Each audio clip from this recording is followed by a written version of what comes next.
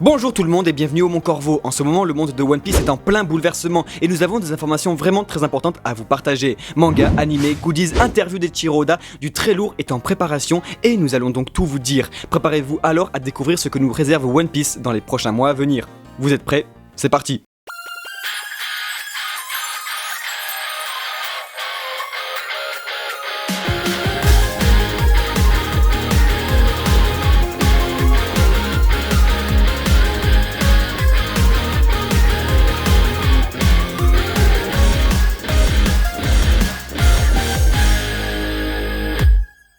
C'est le 25 août sur Fuji TV au Japon que sera diffusé le tout dernier film One Piece en date, intitulé Episode of Skypiea. Il s'agira donc d'un épisode spécial retraçant tout l'arc de Skypiea, retravaillé, réanimé et redoublé pour un rendu plus que magnifique de 2 heures. Pour rappel, les épisodes spéciaux sont des films qui retracent un arc de One Piece permettant à un nouveau public de découvrir l'œuvre, mais aussi aux fans de redécouvrir des moments marquants du manga comme celui d'Alabasta, du Meri ou de Sabo déjà disponible en France. Écrit par Nakayama Tomohiro et dirigé par Konosuke Uda, Episode of Skypiea est la meilleure occasion de redécouvrir un des plus grands vilains du manga, car le plus intéressant est que l'équipe du film a annoncé travailler sur un passage très mystérieux où un personnage emblématique du manga, n'apparaissant pourtant pas dans cet arc, tiendra un rôle important.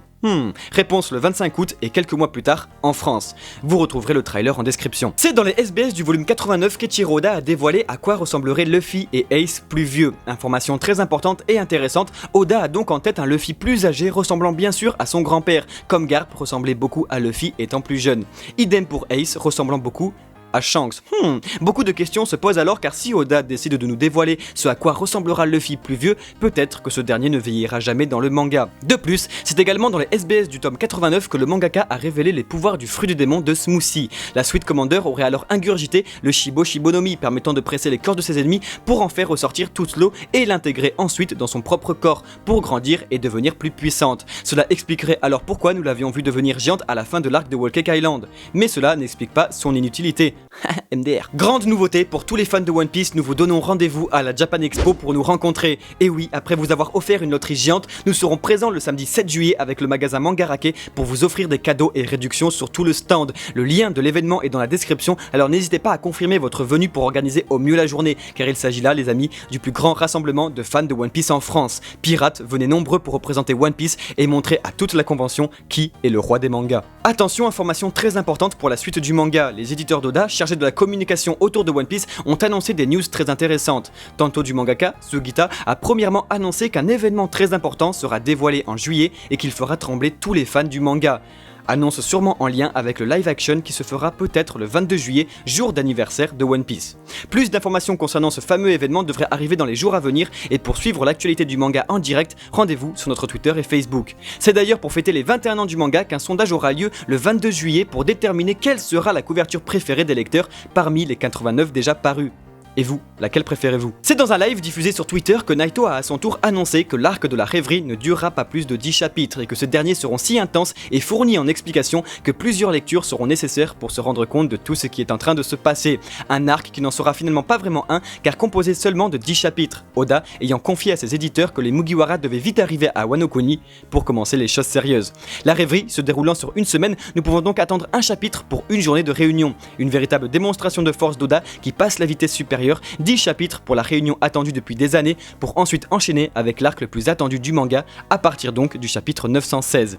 Oui, entre le début de l'année avec la fin de Whole Cake Island, le milieu avec la rêverie et la fin avec Wano Kuni, 2018 risque d'être une des meilleures années pour One Piece. Le tome 89 est sorti au Japon et le moins que l'on puisse dire c'est qu'il est magnifique, un Luffy et un Katakuri à l'apogée de leur combat faisant de l'ombre à tout le reste. Comportant les chapitres 890 à 900, le tome offre le meilleur de l'arc de Whole Cake Island avec ce qui est déjà considéré comme le meilleur affrontement du manga pour se terminer sur le fameux cliffhanger de l'arc.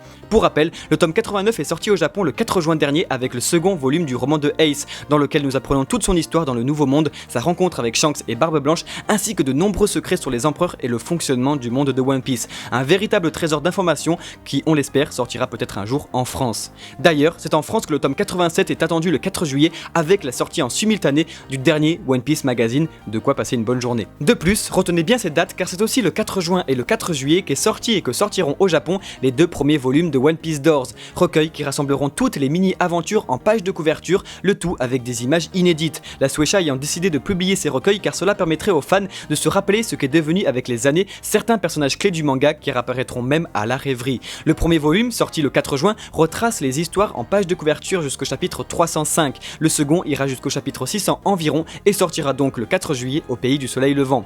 Pour l'instant, aucun prix ni aucune sortie en France n'est annoncé et pour rester au courant, rendez-vous sur nos réseaux sociaux. C'est dans le Shonen Jump que nous apprenons qu'un nouveau spin-off de One Piece va sortir. Intitulé Chin Piece, l'histoire se penchera sur un nouveau personnage nommé Chin. Le manga qui se déroulera dans l'univers de One Piece sera destiné cette fois-ci aux très jeunes lecteurs et sera alors publié dans le Psycho Jump, magazine de la Shueisha spécialisé dans la bande dessinée Chibi, magazine qui aura déjà publié à l'époque le fameux Chopperman qui avait rencontré un grand succès.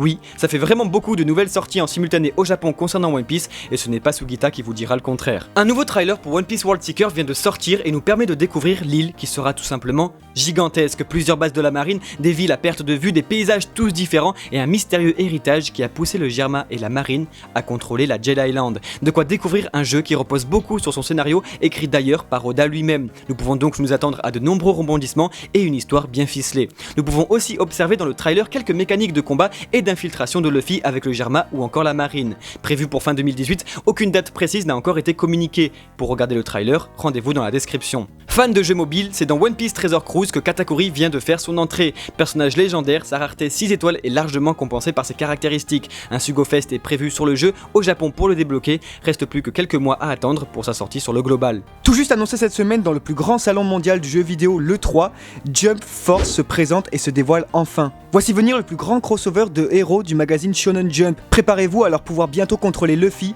face à Son Goku, Freezer, Kira, Naruto, Zoro et bien d'autres personnages. Un jeu extrêmement prometteur. On vous tient au courant pour des infos supplémentaires. Parlons bien, parlons figurines car du lourd arrive avec les tout premiers modèles de Katakuri. Banpresto prépare pour septembre sa première figurine de dents de chien mesurant 24 cm pour 30€. Mega House, eux, ont annoncé la toute première POP faisant honneur à l'homme le plus fort de Whole Cake Island, beaucoup plus imposante que celle de Banpresto. La figurine est attendue pour décembre 2018 avec un prix aux alentours de 150€.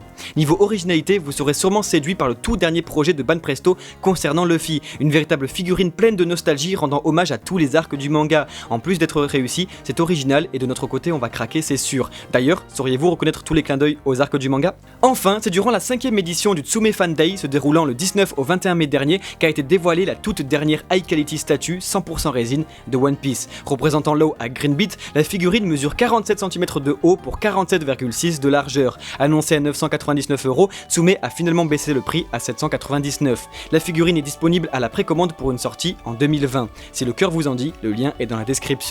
Et voici les amis pour toutes les informations concernant One Piece. On espère encore une fois que ce genre de vidéo qui regroupe toutes les informations touchant le manga dans le monde vous plaît car cela nous demande pas mal de temps. Merci à tous d'être toujours de plus en plus nombreux à nous suivre et à regarder nos vidéos. Du lourd arrive cet été et on vous tiendra bien sûr informés. Prenez bien soin de vous et à la prochaine au Mont Corvo. Ciao ciao.